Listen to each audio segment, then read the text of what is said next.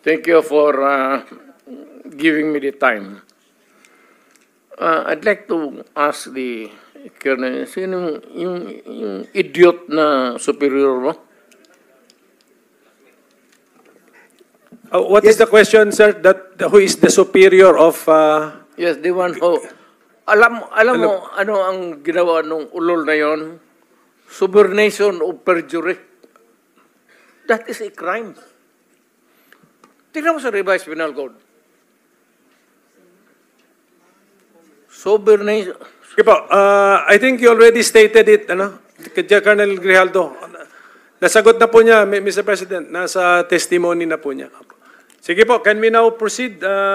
Who has questions for the former President? Mr. Chair, I'd like to make it clear na yung ginawa ng idioto na opisyal mo o classmate mo.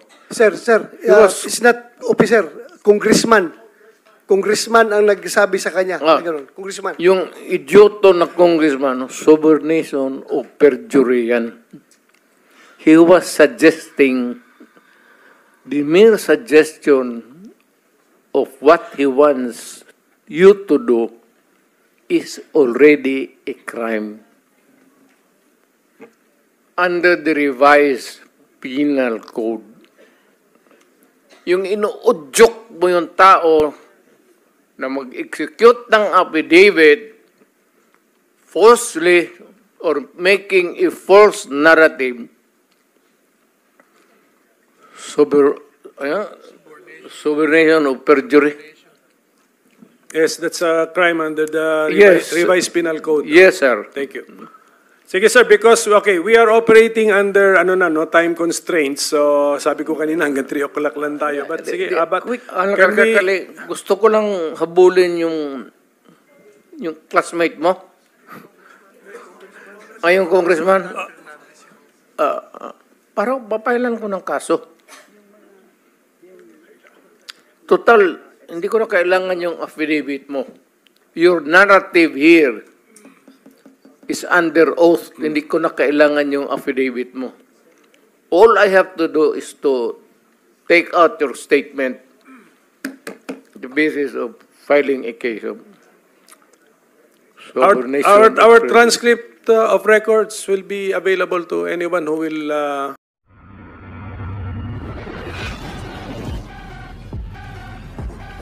to sign an affidavit in exchange for a promotion. Let me be clear, no? This accusation is absolutely false. I vehemently deny any of this. I have been in public service for over 3 decades. My track record speaks for itself. I've stood for what is right, what is truthful, since I was first elected into public office in 1992. This allegation distracts us from the real and more pressing issue. Former President Rodrigo Duterte himself took responsibility for the shortcomings of his administration's war on drugs. Shortcomings that led to the death of thousands of innocent men, women, and children.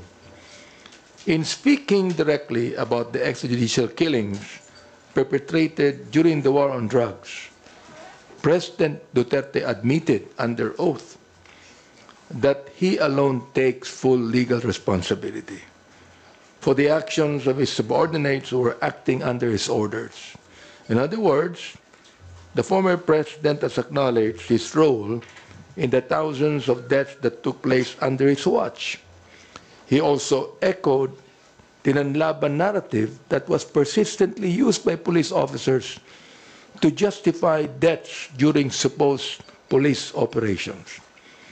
This admission is significant as it highlights that cases are now ripe for filing against those responsible for the extrajudicial killings during the drug war. Duterte has committed to take responsibility and face the consequences of this act as mandated by our laws. It is now up to the proper authorities to consider this statement carefully and ascertain the criminal liability of the responsible individuals, whether under the concept of command responsibility or conspiracy. These cases could include crimes against humanity, as penalized under Republic Act Number 9851, the Philippine Act on Crimes Against International Humanitarian Law, genocide, and other crimes against humanity. That's the title of the Republic Act. And other criminal laws, not to mention the potential jurisdiction of the ICC. Section 10 of RA 9851 establishes the principle of command responsibility, which holds superiors liable for crimes committed by their subordinates if they had knowledge of the crimes and failed to take necessary actions to prevent or repress them. The killings order under former President Duterte's so-called war on drugs meet all the elements of willful killing as a crime against humanity under Section 6 of RA 9851. The facts are clear.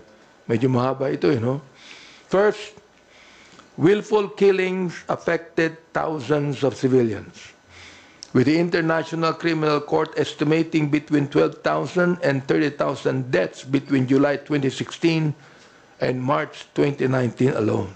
Second, the victims were primarily civilians, suspected by police authorities to be involved in drug-related activities. Third, these killings occurred in a widespread, systematic attack across various cities, municipalities, and provinces throughout the Philippines. Fourth, these killings were executed under a state or organizational policy, namely the anti-drug campaign of former President Duterte, which included a national system of rewards within the police hierarchy. Duterte's admission in the Senate hearing, made spontaneously and as an admission against interest, is binding upon him. This must be recognized as evidence for all present and future cases relating to the war on drugs. What we witnessed during the former president's testimony was a shocking normalization of brutality, a normalization of death, and a disregard for due process that has infected our legal institutions. Duterte's nonchalant attitude towards life itself lies at the root of the thousands of deaths during his term.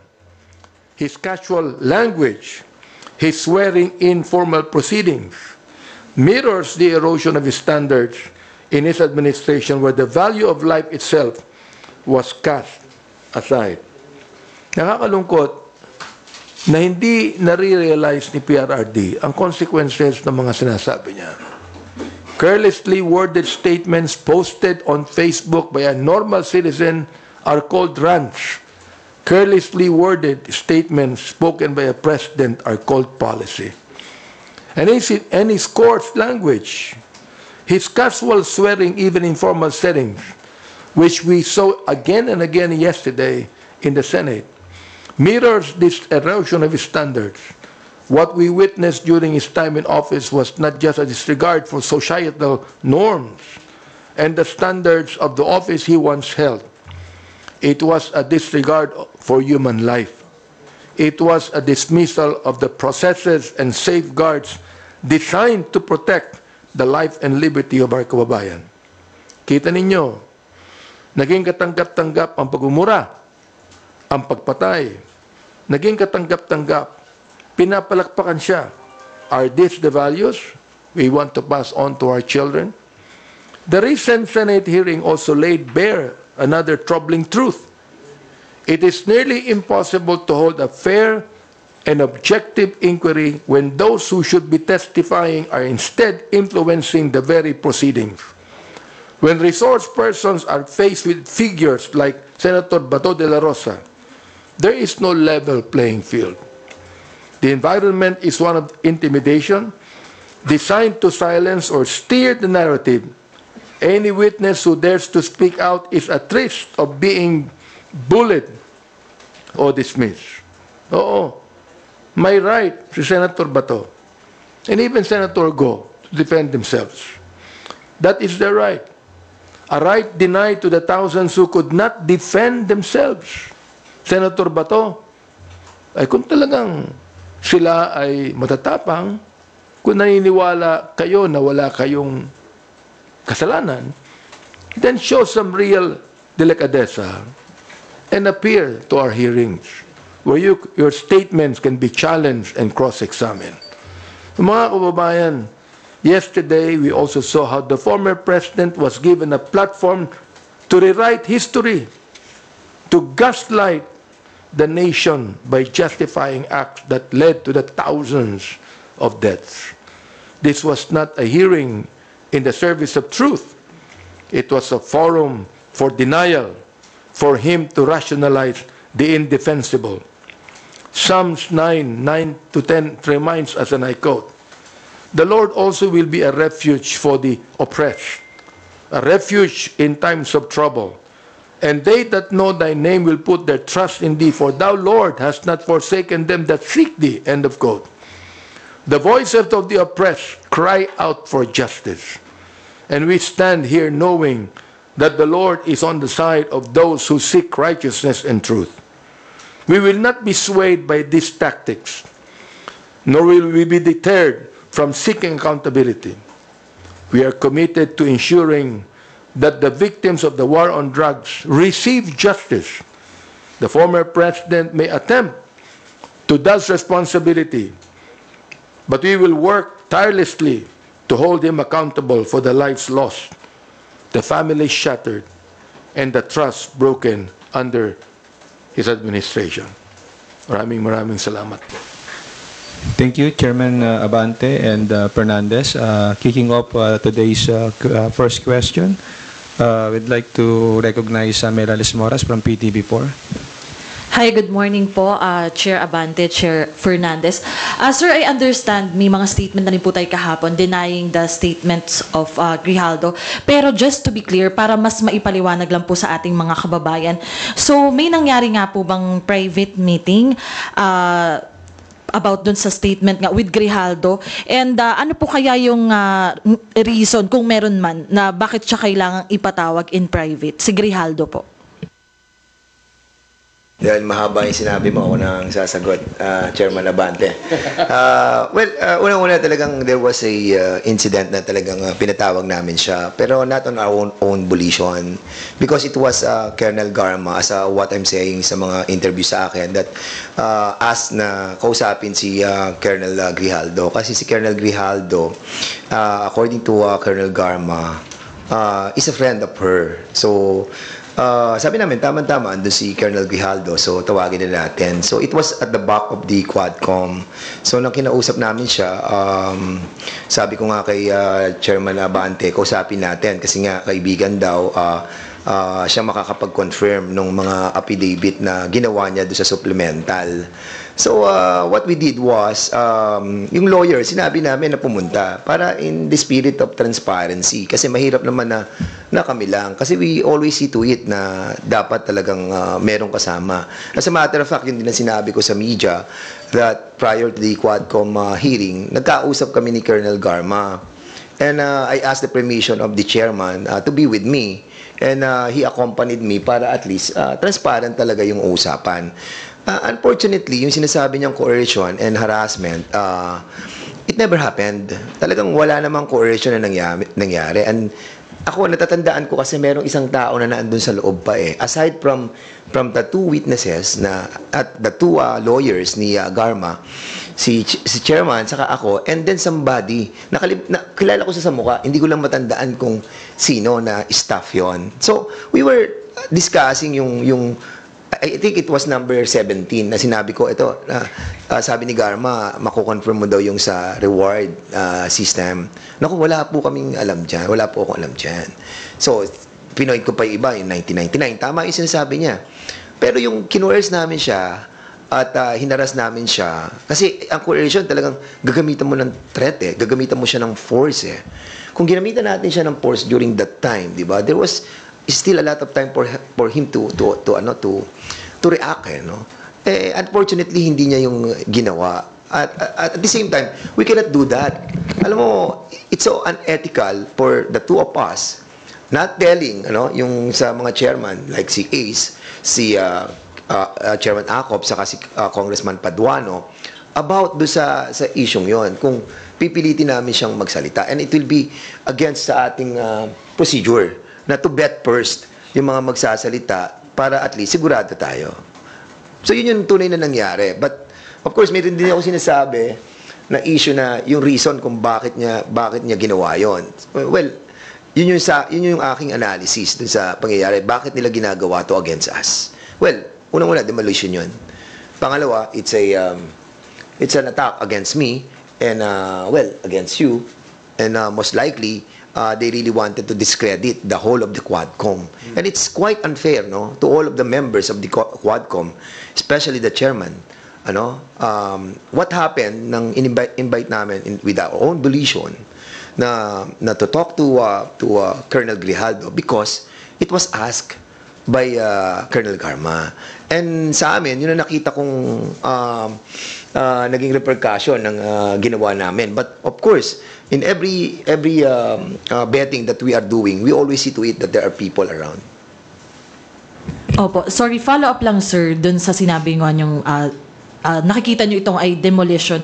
Ano rin po yung masasabi nyo na paulit-ulit sinabi ni former President Duterte na subornation of perjury at sabi nga niya maghahain pa siya ng kaso against about this against you po sir. Ano pong masasabi niyo ron at bakit po ba nung meeting wala ring abogado mismo kasi ang nasabi niyo po ang may abogado si Garma but po walang abogado si Grijaldo? Kasi betting process pa lamang yun eh. Alam mo sa Kongreso, kinakausap muna namin and then kapag nalaman namin na pwede nating i-validate yung mga sinasabi niya, then the lawyers will come out. So, that time, wala namang lawyer na dala si Grijaldo during that time Ang may lawyer doon is si Garma. And that's the reason why we asked na kung pwede yung dalawang lawyer pumunta doon para at least transparent yung usapan. Now, kung nagsabi siya na, yes sir, kinokontrol ko po yan, alam ko po yung reward system. And then, bring your lawyer. Yun ang namin, yun ang sistema ng procedure namin sa betting Kasi otherwise, kung una pala may co-coerce na namin siya. Alam namin, babalikan kami niyan. We're not like that. And you have to remember that we have a lot of evidences already. As a matter of fact, yung ating pong sinasabi natin na corroborative, na-corroborate na Actually, hindi naman kay Colonel Garma nagsimula yan Doon sa dalawang PDL na kinorroborate ni Jimmy Portalesa, kinorroborate ni Warden Padilla. Saka lamang dumating si Colonel Garma, saka lang dumating si Commissioner Leonardo. So now, sinasabi ni Garma na eto, meron pang isang kaibigan ako na magko-corroborate doon sa mga sinabi ko. Well, actually, kahit wala siya, hindi nga siya pinag-uusapan namin, kaya nagulat ako nang nandun lang siya, nagsasalita siya against us. Well, script nila yun Bahala sila doon. Well, panindigan niya kung ano magiging repercussion sa kanya dahil nga, we will not take that sitting down. Of course, yung kanyang affidavit na kinores, hinaras, and under oath siya, mabigat yun. And we will do something. And this will be collective. I mean, not me, not him, but the whole of the Quadcom. Because the integrity of the Quadcom is at stake here. And we have done nothing wrong. Sir, sorry, yung sa statement lang po ni former President Duterte about subornation of perjury, ano pong masasabi nyo doon na he even said na magpa-file siya ng case about this? Well, ako, carry on. We will take action on that. Kung magpa-file sila sa amin, then yun ang mga repercussion of the things that we are doing for the Quadcom and for the Filipino people. And if this is the way that we need to act on certain things that happen, then we will confront the issue. Thank you, Mela. Next questions from Tina Panganiban Perez of GMA7. Sir, clarification lang. Sinabi niyo, script nila yon. Kanino po? Kung nag-affidavit siya doon, tapos, well, actually, sa totoo lang, kaya ako nasabing script yan. Alam niyo kung bakit? Kasi nga, during the time of our investigation, yung kay Colonel Andulan, yung sa issue ng namatay si Cesar Perez, na kung saan si Colonel Andulan, siya ang humuli kay Councilor Norbin Tamisin ng Los Baños, Laguna. And I am very particular of that issue. And then suddenly, yung CCTV lumabas. Nakita natin na wala naman si Norbin Tamisin doon. And sniper yung tumira kay Mayor Cesar Perez. Si Colonel Andulan from Batangas, siya ang humuli kay Norbin Tamisin. So, when I was asking the Colonel Andulan about ano yung relationship mo kay Gerald Bato, sinabi niya na na-assign siya doon sa PNPA. At doon sa PNPA, during that time, yung anak ni Gerald Bato was in school, first year as plebo. So, yun ang sinabi ko, yun ang relasyon mo. And then suddenly, yung issue. Binanata na niya ako, and ako, nag-simmer down ako noon. Hindi naman ako masyado sumagot. Sabi ko kasi, hindi naman ako, kasi siya nga yung nag-mention ng babysitter, nagbe-babysit daw yung anak ko, ganon. Pero yung anak niya, hindi niya hayaan mag-babysit. And of course, ako, nasaktan ako doon. Kaya sabi ko, wala akong mini-mention na nagbe-babysit yung anak mo. I don't want to demean the position of the men in uniform.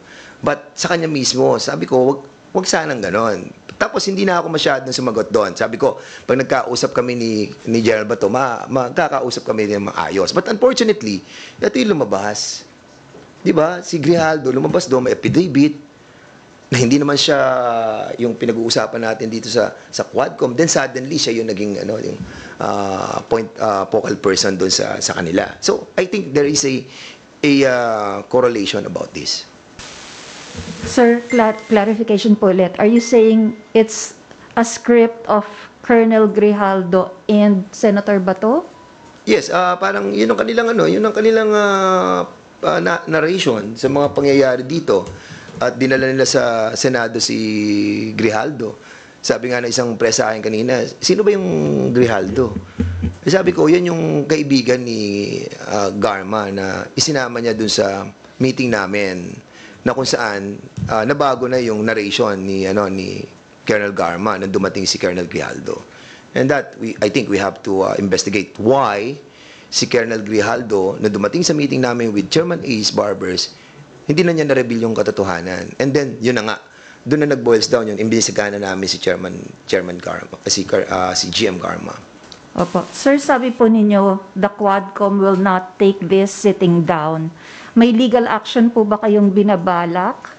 And kung meron po, sino po yung kakasuhan nyo and ano pong kaso?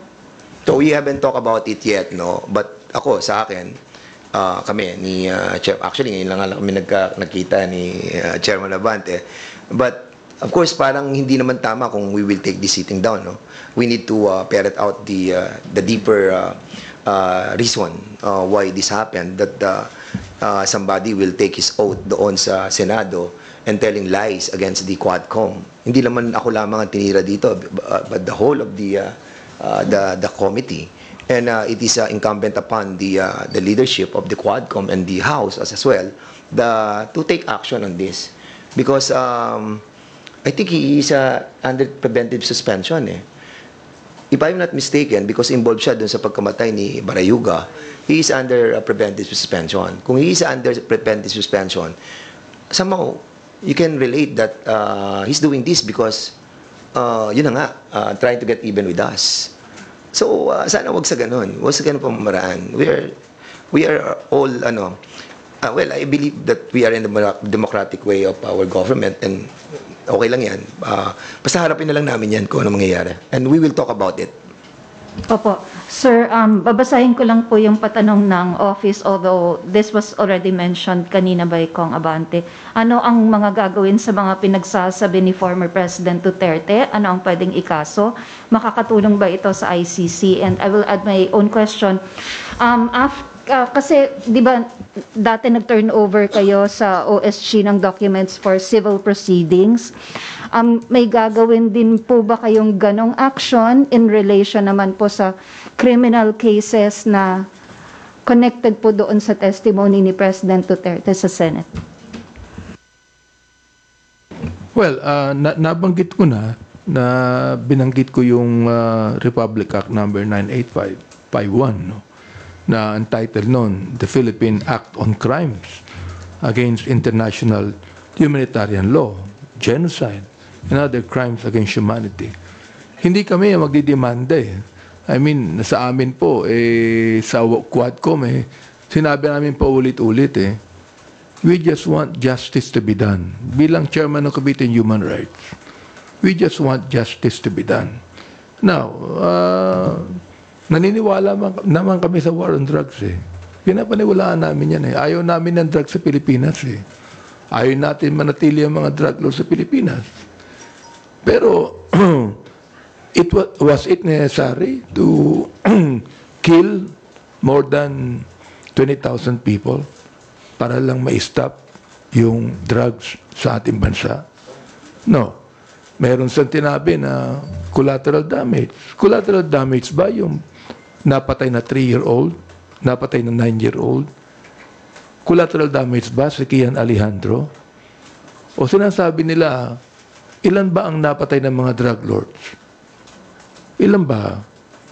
Sa data na kinuha namin sa Philippine National Police, wala pang 100 Ilan ang napatay ng mga drug pushers? Drug pushers na mga talagang mahihirap. More than 7,000. Ilan ba ang napatay ng mga drug users na dapat hindi patayin? Dapat rehabilitate. 440 people. Ngayon, yung ba collateral damage ba yun? Yung ba, yung sinasabi ni Senator Bato na shit happens? Yung ba shit happens lang ba yun? Abay, pambihira naman buhay ito. Ano ba ibig sabihin ng shit? Baka hindi niya alam ibig sabihin ng shit sa American expression. Mura yun Di ba? Shit happens? Ganun lang ba yun? You see that? So, ibig sabihin, kung walang accountable dito, ano mangyayari? Di ba? Sa amin, nais lang namin ang katotohanan mailabas dito.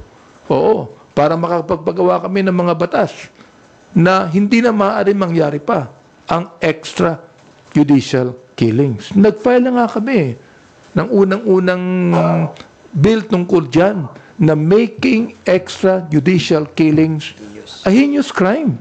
Yun na yung aming pinail Oo. Kaya bahala na po yung mga agencies po natin na mag-imbestiga. Dahil kami po, in aid of legislation yan.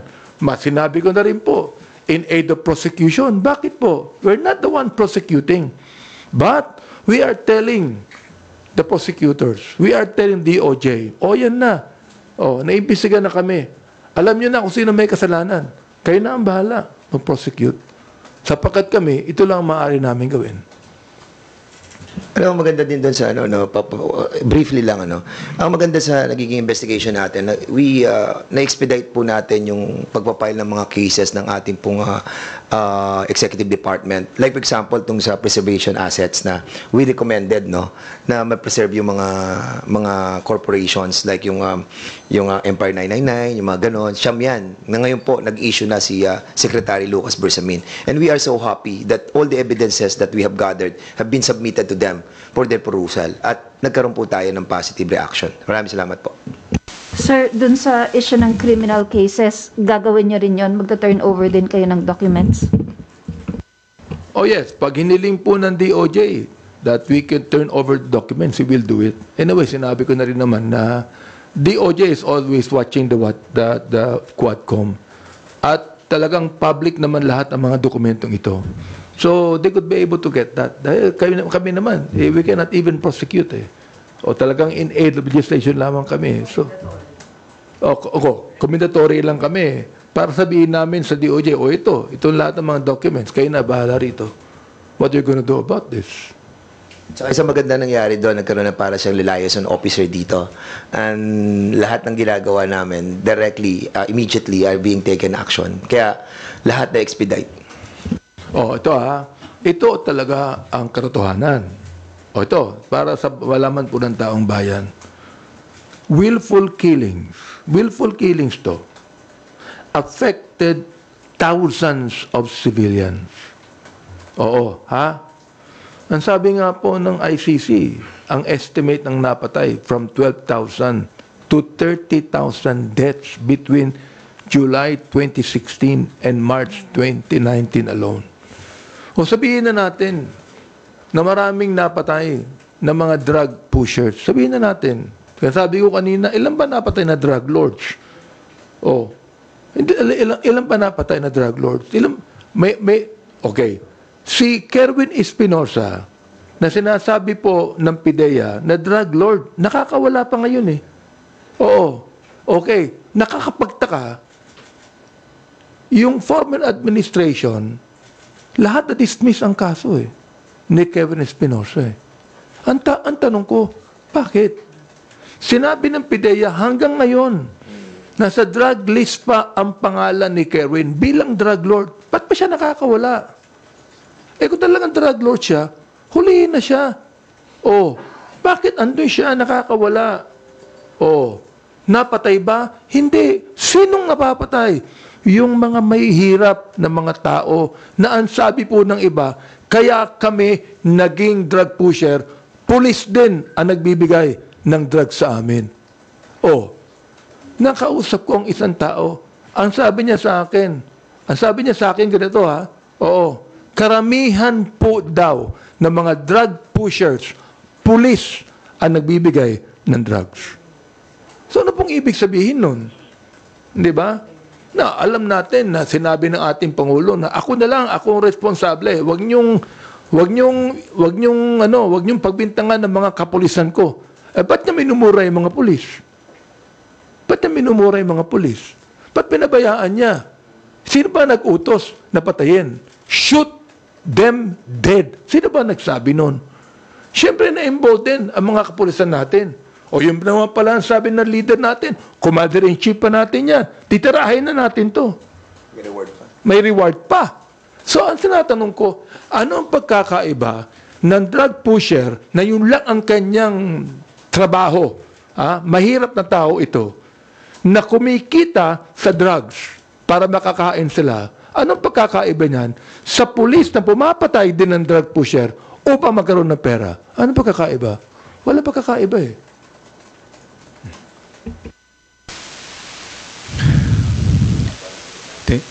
Thank you. Are you done with your questions, Tina? Okay, Elson Quismorio from Manila Bulletin. You're recognized.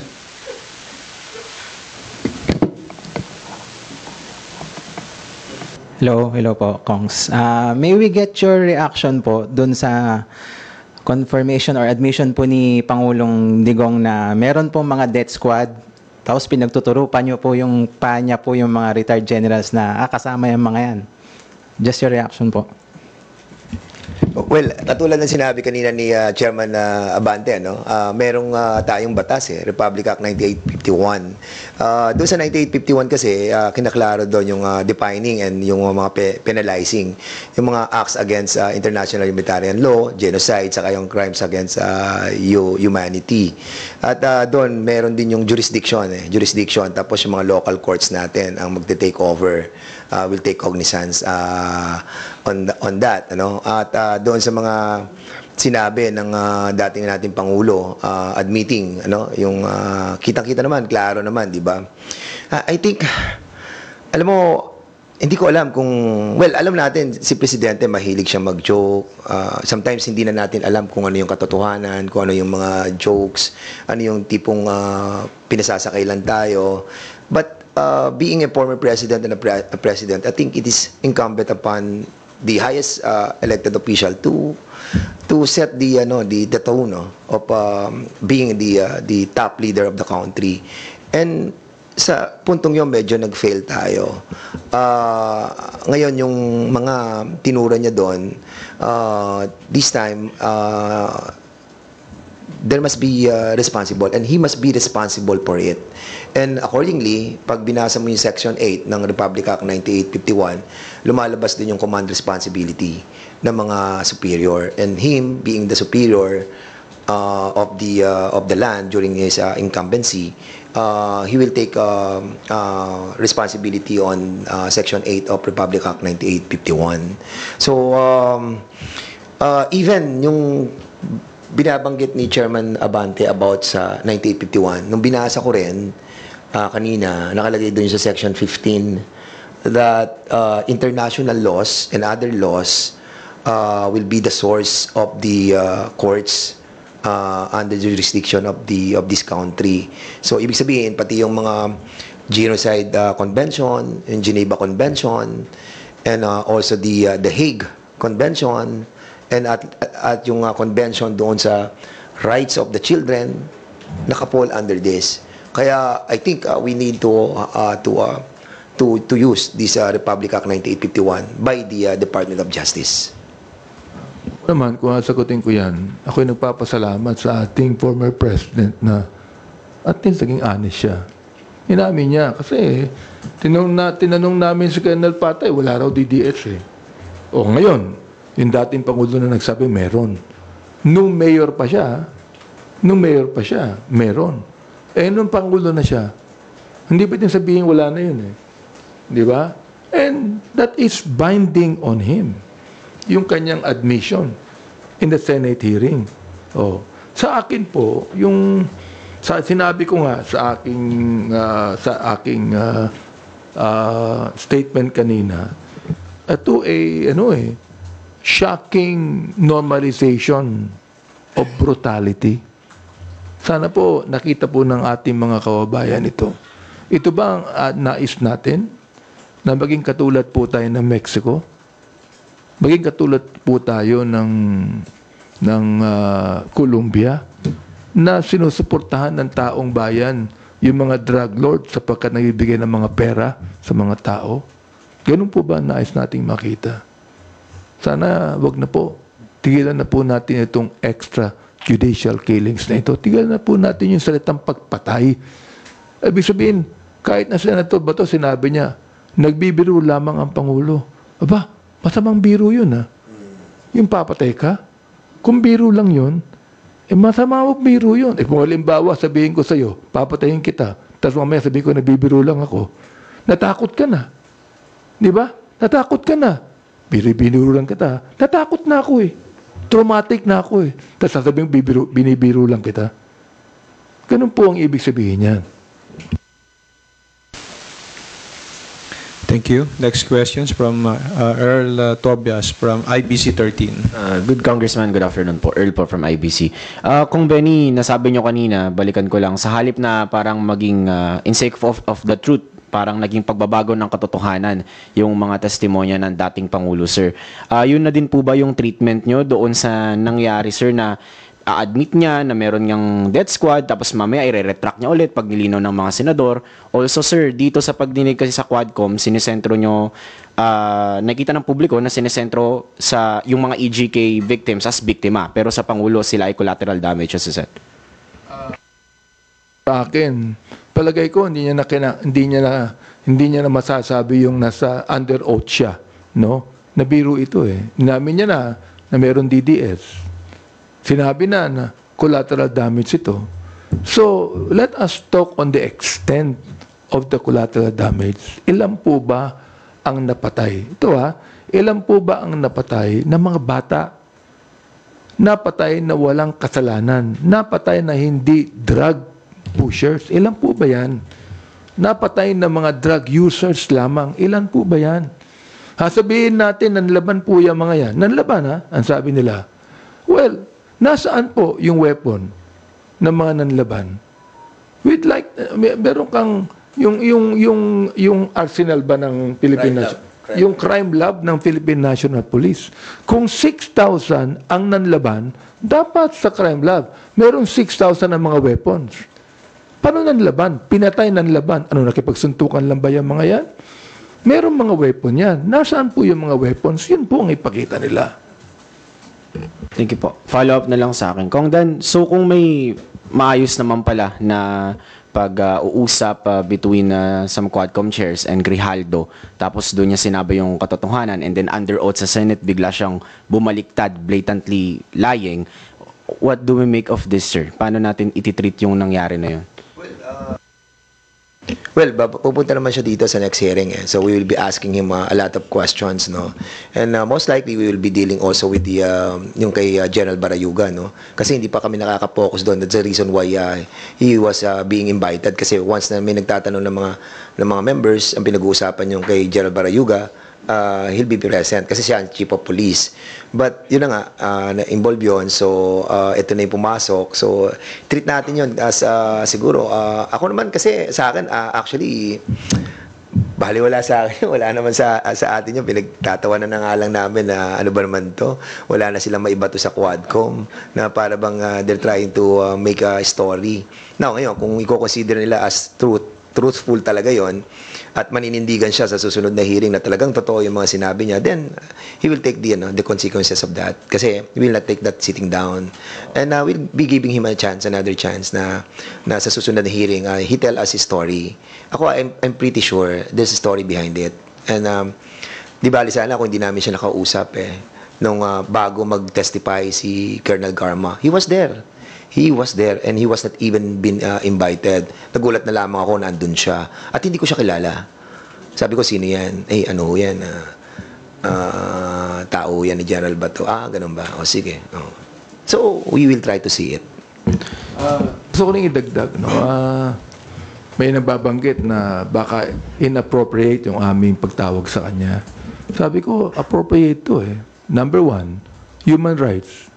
Binibigyan mo ng karapatan yung tao, hindi naman siya namin pinilit ipatawag eh.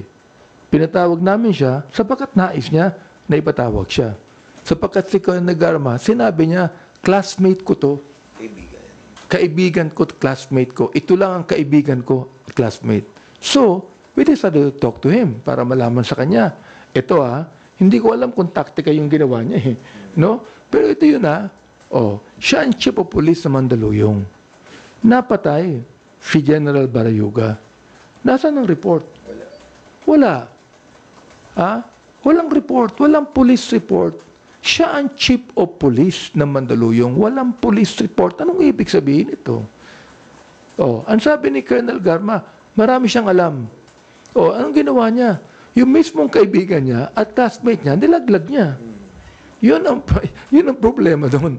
Hindi ba? Yeah, actually, sinabi nga niya doon sa hindi naman daw niya kaibigan. Parang pagkakasabi niya, classmate lang ako. Parang natatandaan ko yung sabi niya, classmate lang ako. Wala ako alam dyan.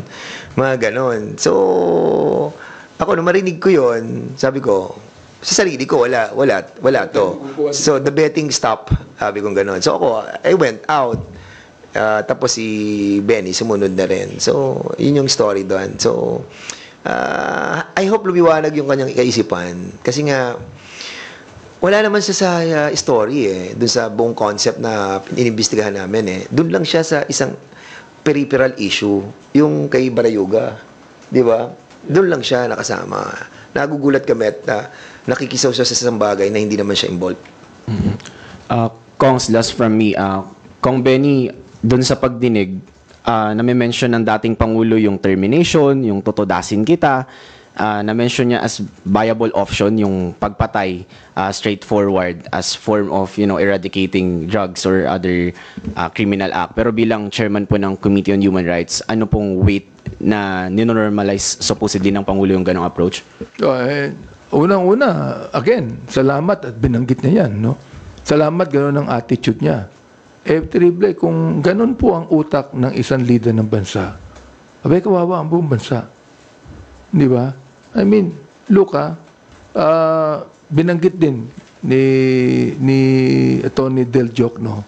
Nabanggit po namin yan sa Quadcom yung neutralize. Di ba? Yung neutralize, negation, na ang sinasabi, kill.